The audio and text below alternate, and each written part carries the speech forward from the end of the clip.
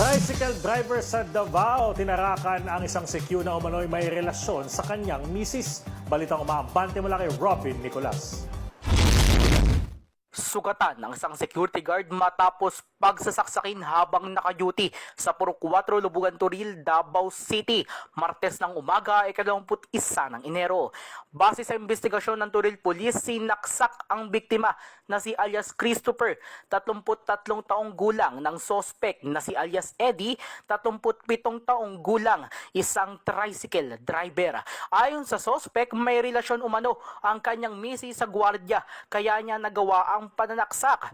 Voluntaryo namang sumuko sa pulisya si alias Eddie habang ang biktima ay kasalukuyang nagpapagaling sa pagamutan. Ayon sa salaysay na makasamang gwardiya ng biktima, di totoong may relasyon ang asawa ng sospek at ng biktima. Ako si Robin Nicolas ng Abante Radio. Ito ang baitang mabilis, mabangis at walang mintis.